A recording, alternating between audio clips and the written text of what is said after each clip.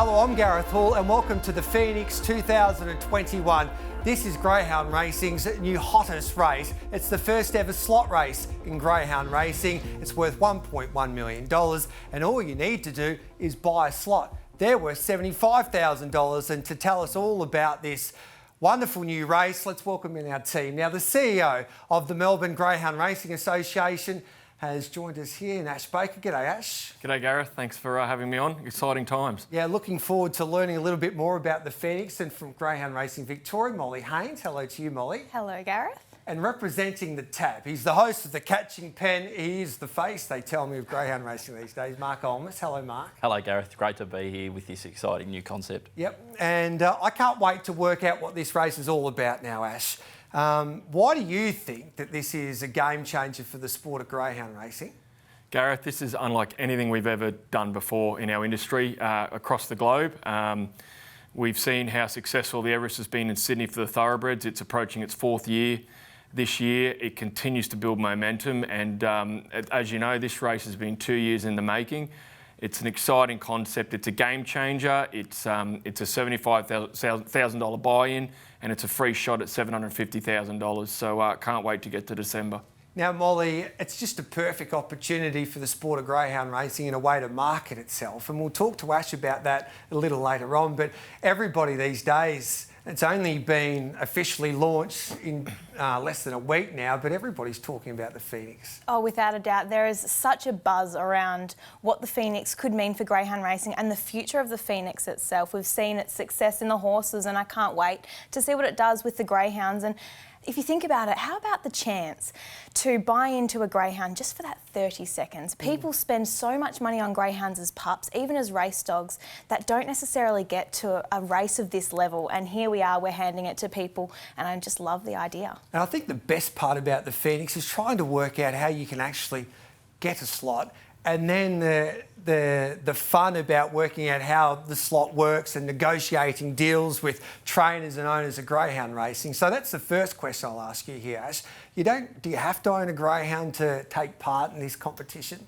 Not at all, Gareth. That's the beauty of a race like this, is it's open to anyone. Individuals, companies, entities, syndicates, anyone can put an application in and have that chance, as Molly said, to run for $750,000 over 30 seconds, and a chance of a lifetime. So great concept, open to everyone, and you certainly don't need to be a greyhound owner to participate. Now, applications, they opened last week. How long have we got left before they close? They close on the 9th of August. Yep. So we've got a little over a week to go until they close. Already starting to field plenty of applications. Yep.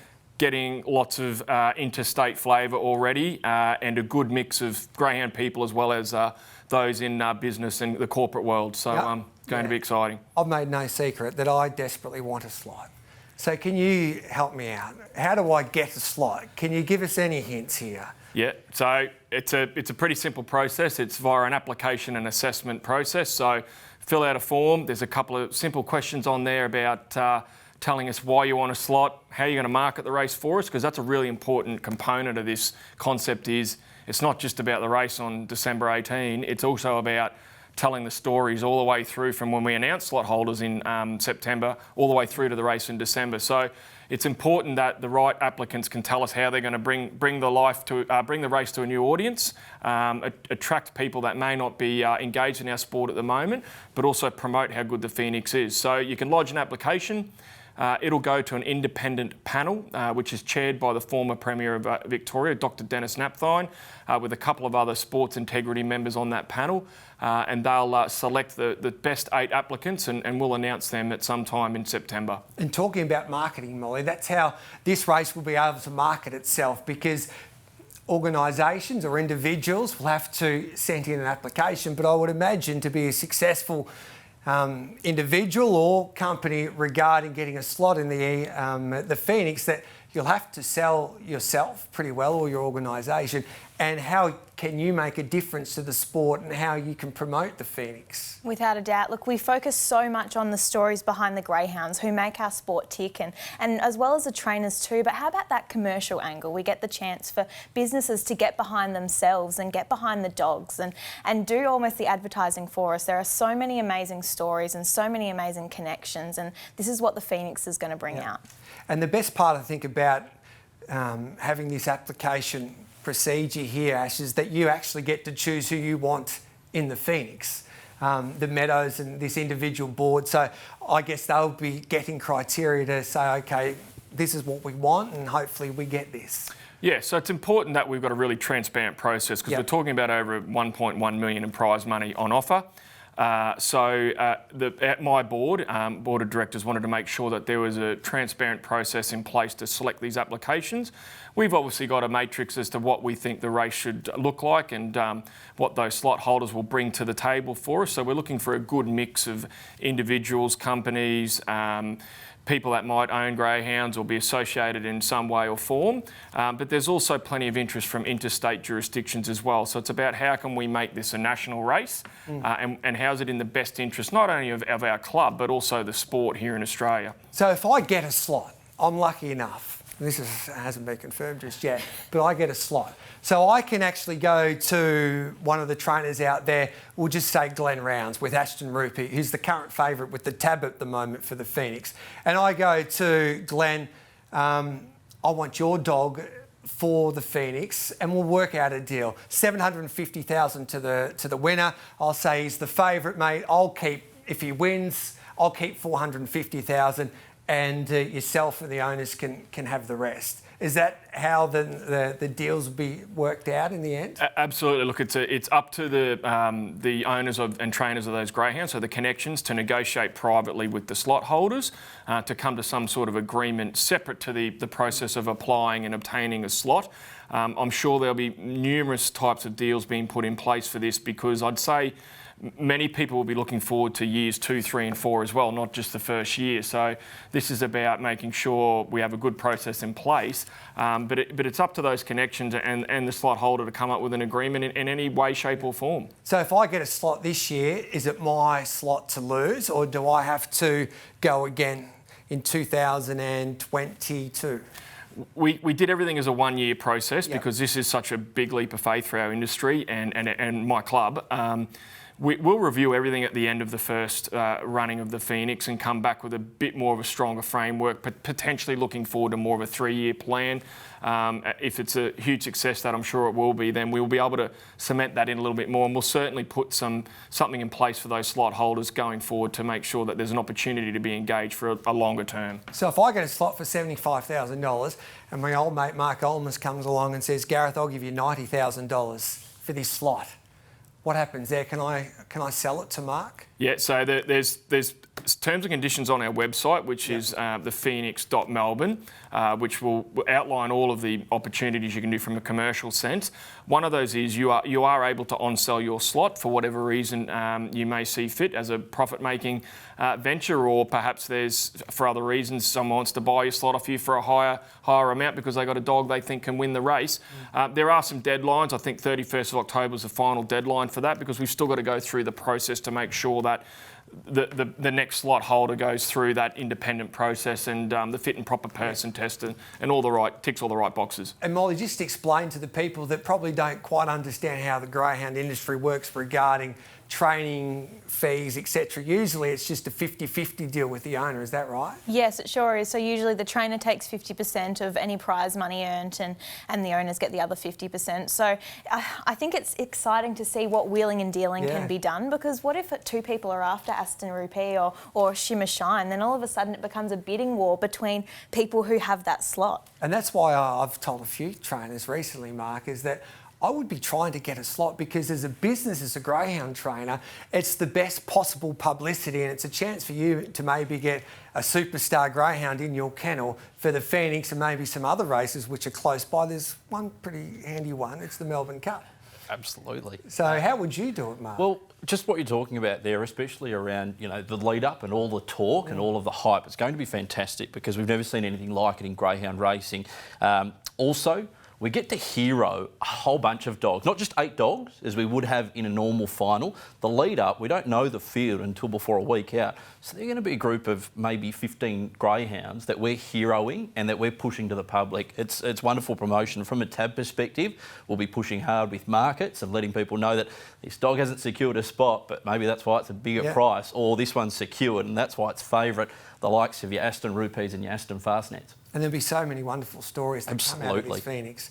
And after each Group 1, or if a dog smashes a track record, that's the first question that'll be asked to the trainers or the owners: have you got a slot yet in the Phoenix? And tactics will play a major part, Molly.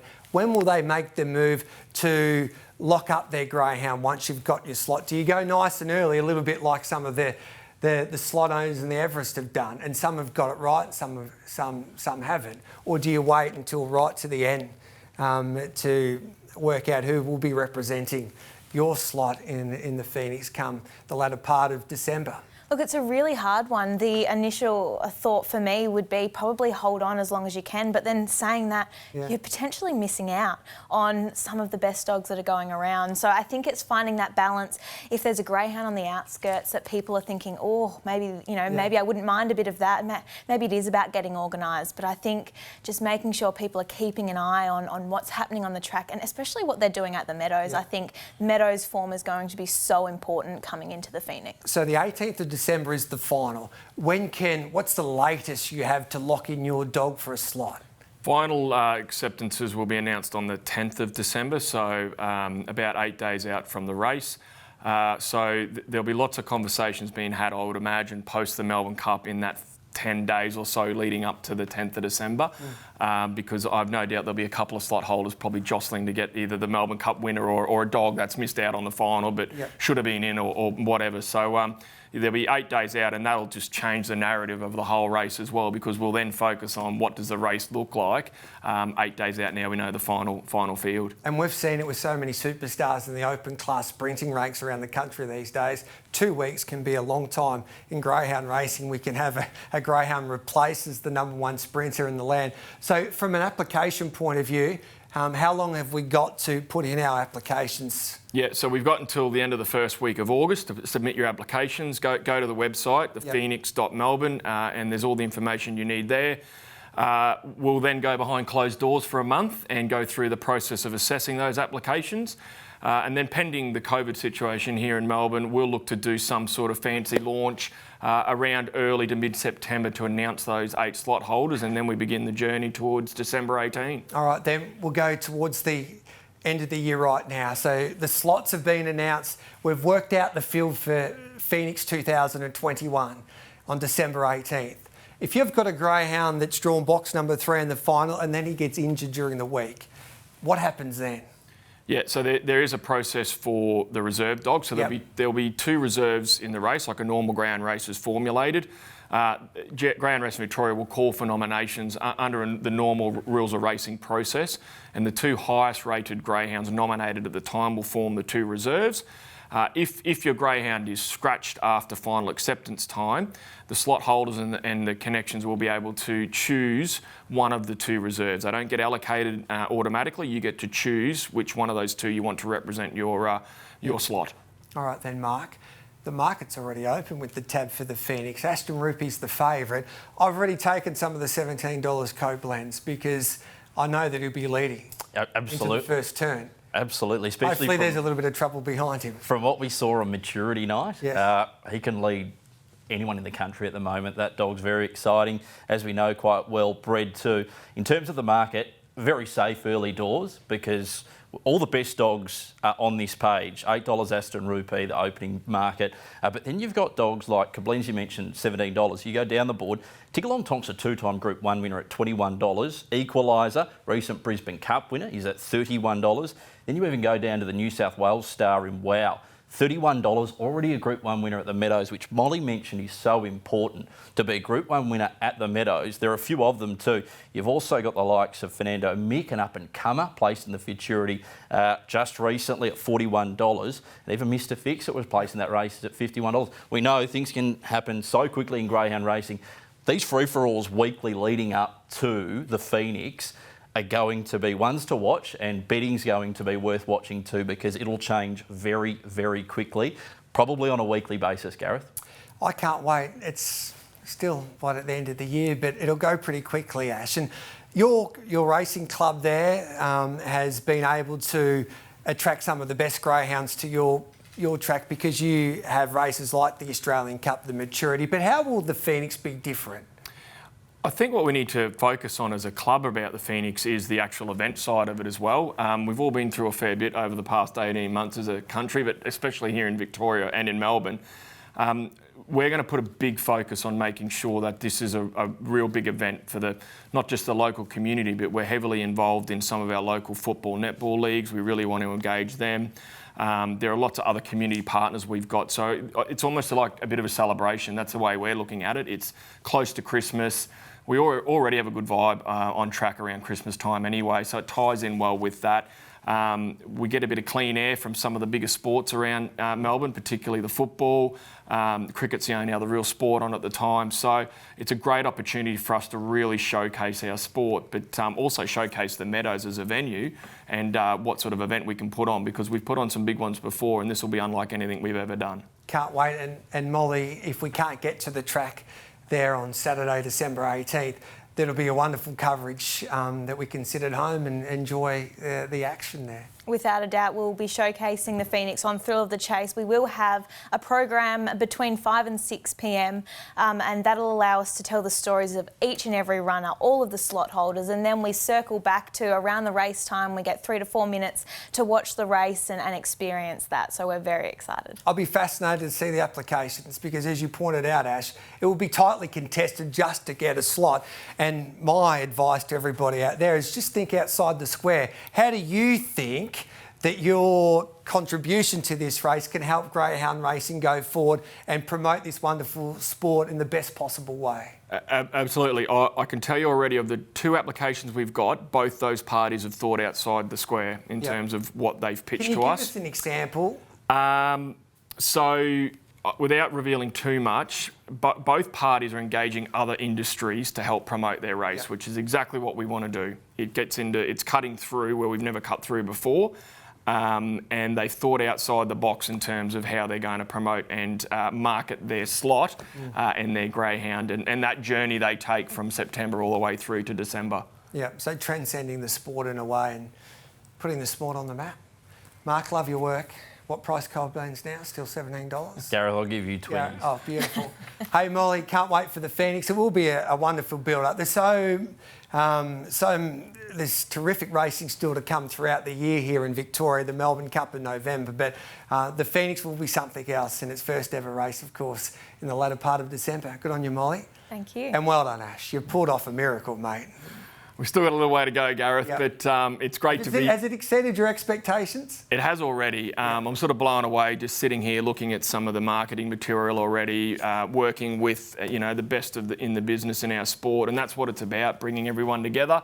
We certainly need it, I can tell you that. So I'll be relieved at probably 9:30 on December 18 when we're done and dusted and we've got through the first one, but I have no doubt this is going to be something that is just going to get bigger and bigger every year. Yep. Thanks for your time, guys, and enjoy this build-up to Phoenix 2021. And hopefully you can join us, of course, on December 18th for the first ever running of the Phoenix 2021.